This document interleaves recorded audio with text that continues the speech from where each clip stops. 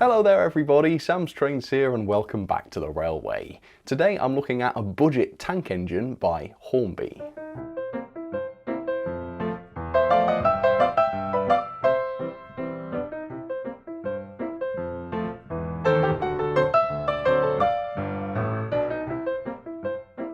Today's tank engine is a bit of a treat because it was first released all the way back in 1976. All those years ago, and Hornby still have this model in their range, and that is quite special because a lot of Hornby's toolings from that era have now been destroyed or otherwise lost, but not this one, and they're still producing it today. This also means, of course, that next year the loco will be 50 years old. 50 years old and still being produced. Can't believe that. So the loco is this. It is Hornby's Railroad J83 locomotive. And the first thing I notice about this looking through the box is that it's not in the Railroad Plus range, which I wasn't aware of. So the Railroad Plus range is basically their simple budget models without too much detail, but they've been painted nicely. They've been painted as though they were a premium model. Most of Hornby's railroad locomotives are Railroad Plus these days, and I think they're the best of both worlds. They're still robust, they're still basic, so they're not going to be easy to break, but they look, at least from any sort of distance, like a premium model. For whatever reason, that's not the case with this one. This has just been painted the same as before, which I think is a shame because the price, the full RRP, is £79.99. Now for £79.99, if this looked like a premium tank engine, I would say, yeah, that sounds pretty good. But because it's been painted so basically, I think, oh, £79.99 seems a lot for a 50-year-old tank engine, right? Now, obviously, at the retailers, it is a little bit cheaper. I was able to pick this up for £64.95, but still, it's £65 for a loco with such basic paintwork.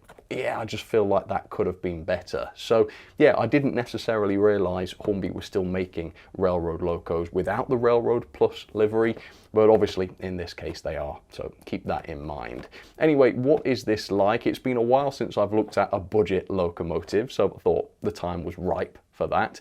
And if you'd like to try one of these or perhaps see what else is available, I'll pop an affiliate link down in the description. But for now, what is the Hornby J83 like? Is it worth £65? Well, let's find out.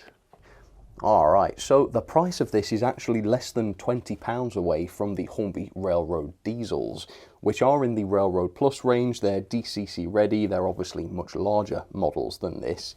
So yeah, I'm hoping this is going to be a bit of a step up over the previous versions of this model that I've seen. I'm not sure how that's possible, but maybe it has had some upgrades inside. Maybe it's got a DCC socket now. Dare I hope for that? That's probably foolish.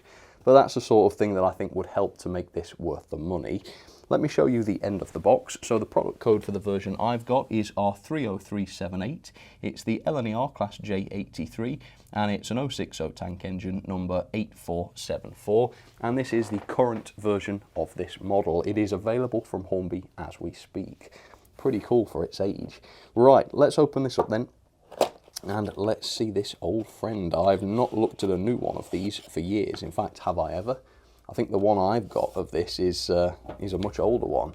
And I do have a Triang one as well from the 70s. So I'll show you that later on, show you exactly what this used to look like. But anyway, here we go. Locomotives with the Type M motor. So that aspect of the thing hasn't changed then. Right, lubrication, very simple. The diagram here does show this model as having traction tyres. Some of Hornby's 060s don't have rubber tyres anymore, so I'm hoping that's just a diagram thing and that the loco won't have them. I don't like those things. Body removal, it's clipped on at the back by the looks of it, so I'll show you all of that later on. Motor assembly, is that just a drawing to show that? Very nice. Yeah, that looks pretty much as it was. DCC fitted, so it's a shame really if this doesn't have the DCC socket on board, given that all the engineering for that has been done. And then replacing the locomotive body, that shows how to put the thing back on. And then nothing much of importance on the back. So I can see we do have some accessories with this thing, so let's see what these involve. Alright, so these are quite nice bonuses actually. We've got a couple of unpainted figures which I don't believe you get with most of the railroad diesels, so that's a plus. And then there's some vacuum pipes, unpainted as well, still on the sprue in fact, but you can fit those to the buffer beams for a bit of extra detail. Right, what is the loco like then? I might have to lift this out before I can unwrap it, and it's well in there. Right, ready? Let's see what this looks like. Okay, so first major issue, where are the front buffers? Now, if one was missing, I'd say that's dropped out, but the fact that they're both missing is suspicious. So that, I'm going to guess, is a factory issue then. Right, that's not good. I don't think I've ever had that before. Are the rear buffers? No, the rear buffers are very much stuck in.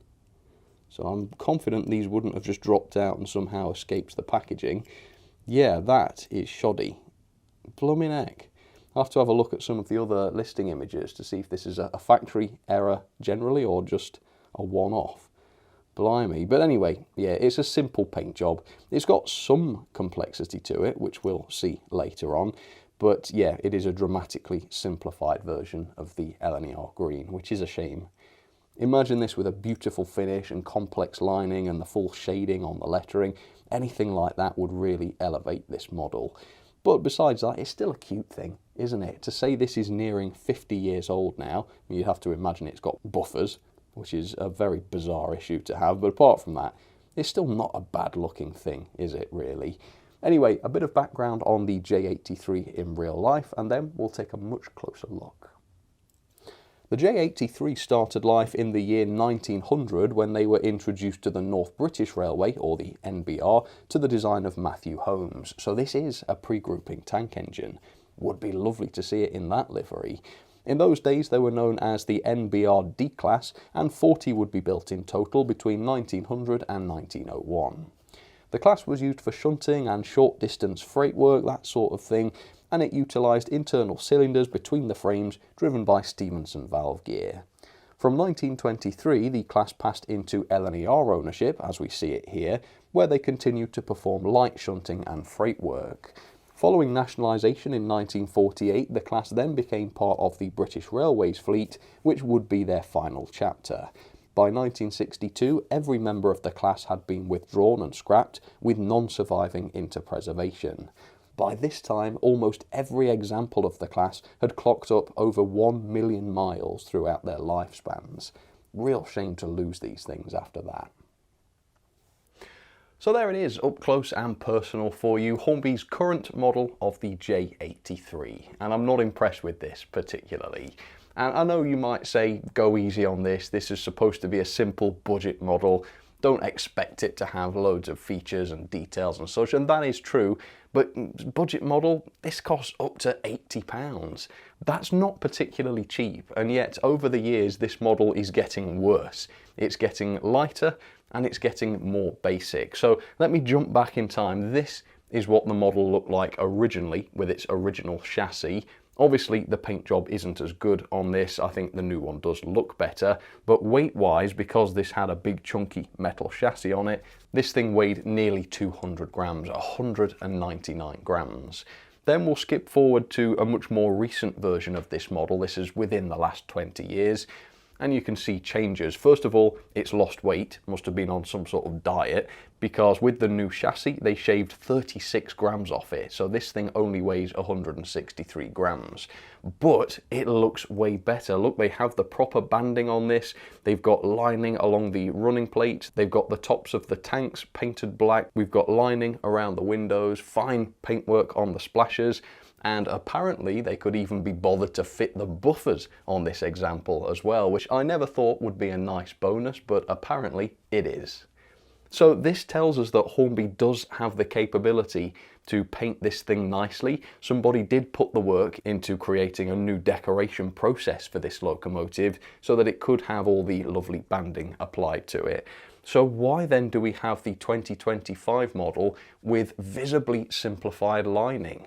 You know, why couldn't this have been put into the Railroad Plus range if Hornby had the capability of doing it? We don't have any lining along the running plate. The lining on the splashes and the tanks is all very basic. The tops of the tanks are just the same colour as the rest of it without being blackened. It's just not very good or realistic. Also, look at the wheels on the previous version. Beautiful lining, the axles have been painted. Now look at the wheels.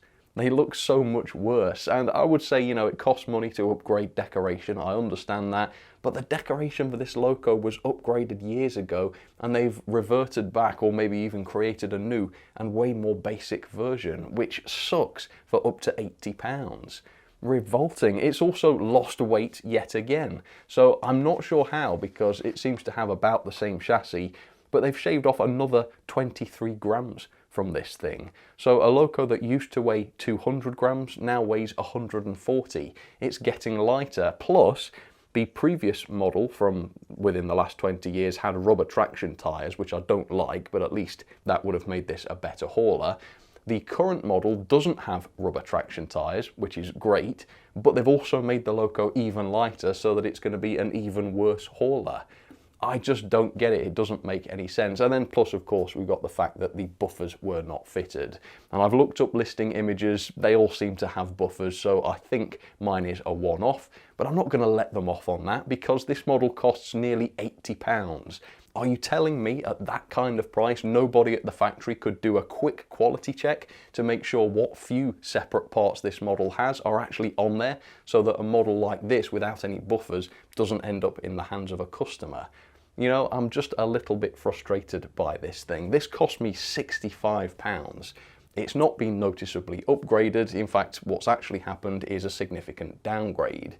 What are Hornby doing? Anyway, let's take a look at what this model has. So I think we've pretty much done the decoration part. The only good part is the builder's plate, which looks great.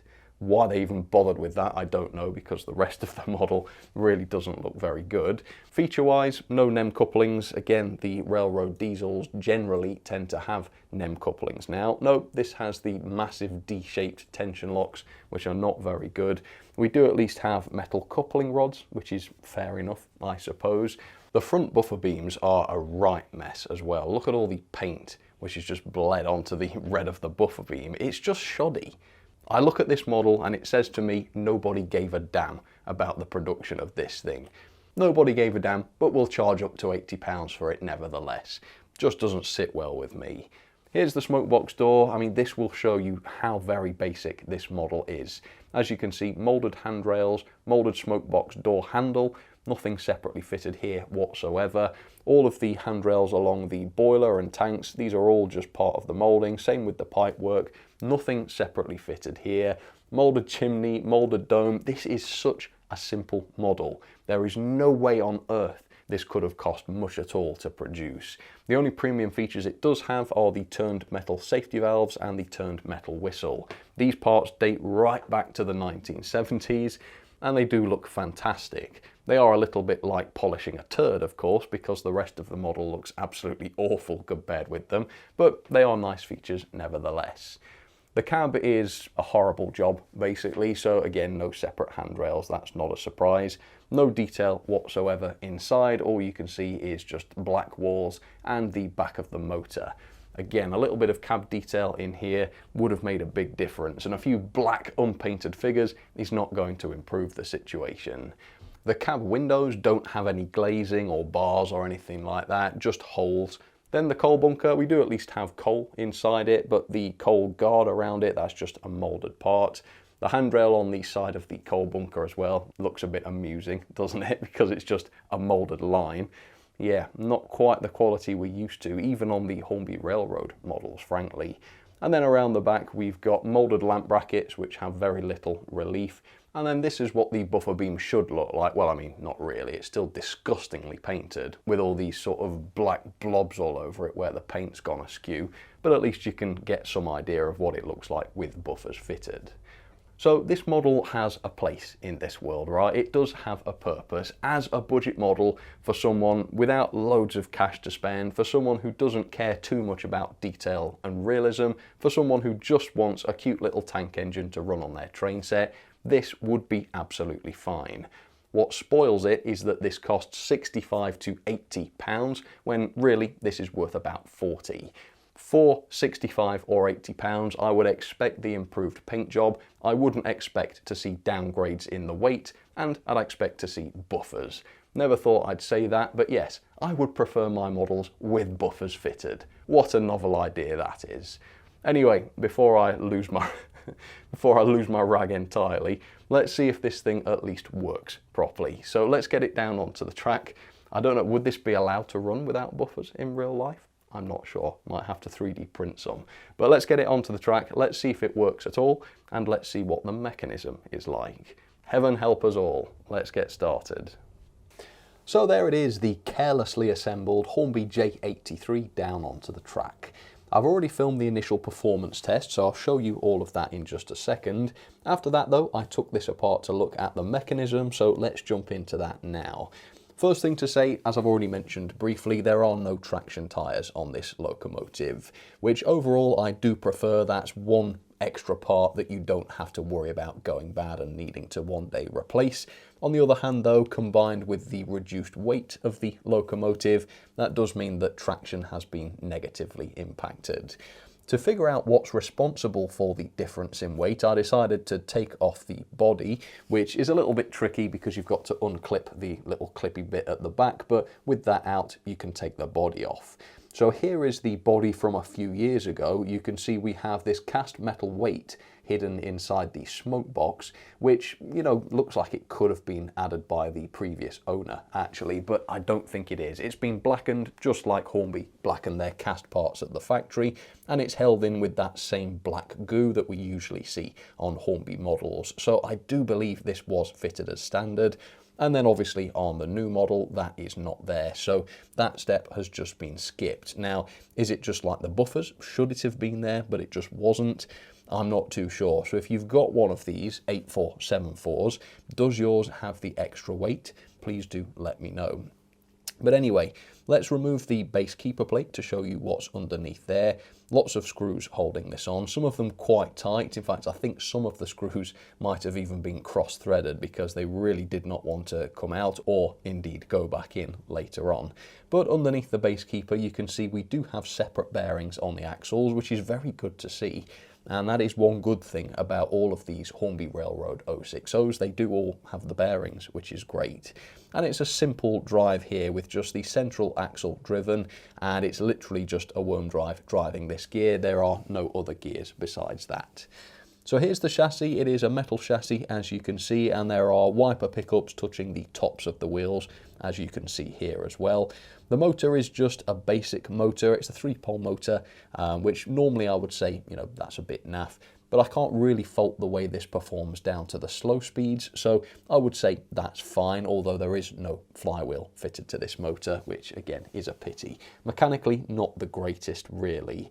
And the chassis is very bare other than that. There are no other features such as lights, a speaker for example, or even a DCC socket. It really is just a motor driving the wheels. And then the back-to-back gauging wasn't quite right either. It was quite under gauge, ranging from 13.9mm back-to-back to 14.1.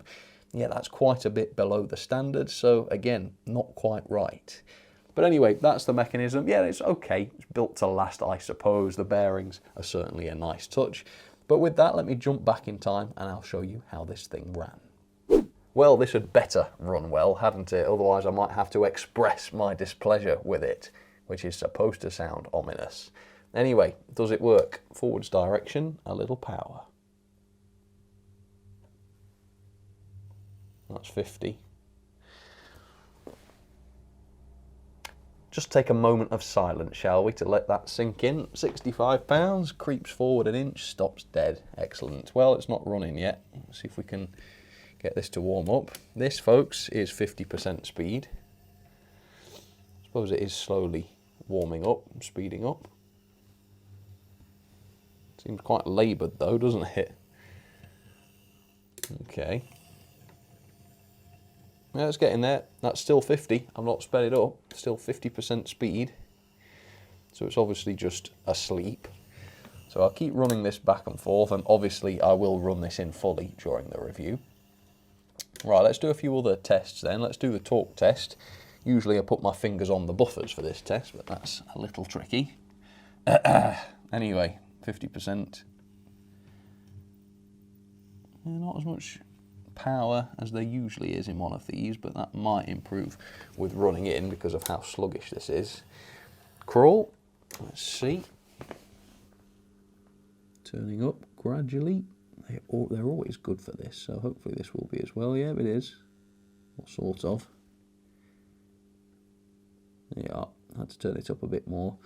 Alright, so that aspect is still good, and again, I imagine this will get even better as it runs in. So, yeah, as long as there are no other performance issues, performance should get a safe mark from me, I reckon. Gradual acceleration. Yeah.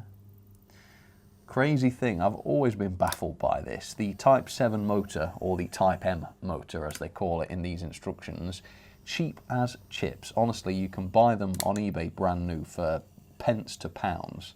That kind of cheap. And yet, they perform amazingly. They crawl brilliantly, they're decently powerful, they don't always last that long, so it's important not to overload them.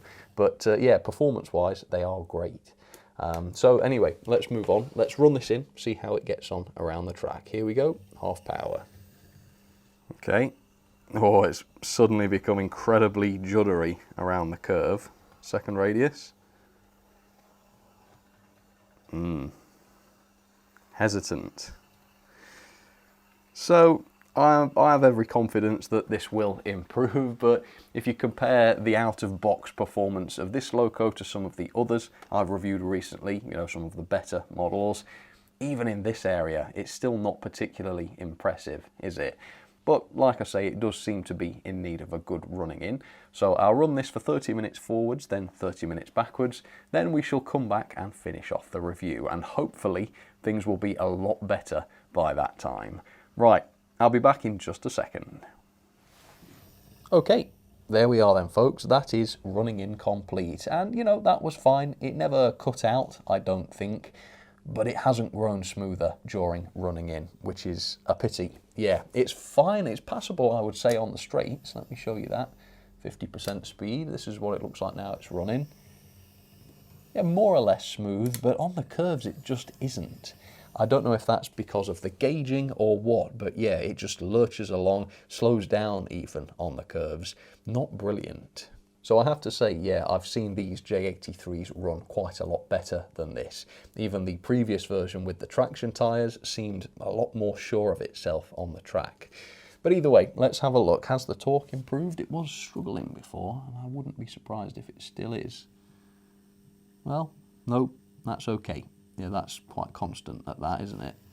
Slows down a bit, but that's to be expected. The crawl was pretty good before. Is it still pretty good now? Let's turn this up gently. Yeah, as you can see, it's pretty smooth, that.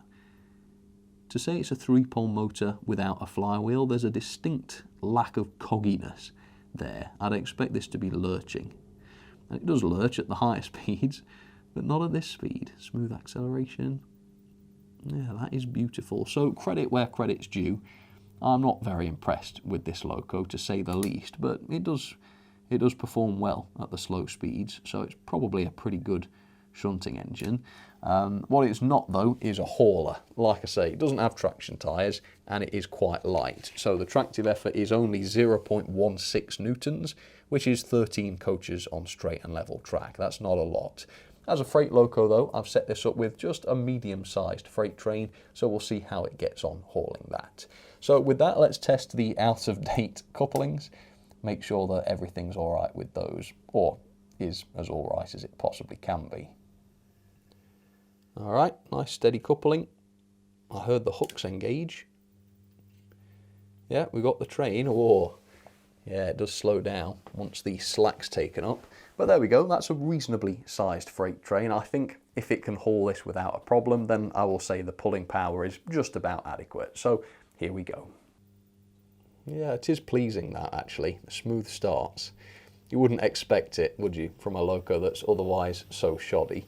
But there we go, that looks like a fair good speed, and we'll catch up with that in just a second. Alright, on the middle line then, I'm running the other J83 that I've shown, and yeah, this is a more lively runner. Look at the speed of this thing. That's 50%.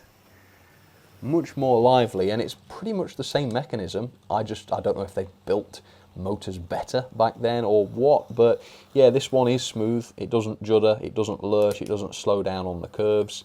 It doesn't even cut out on points, despite having some of its wheels insulated by traction tyres. So yeah, I don't know.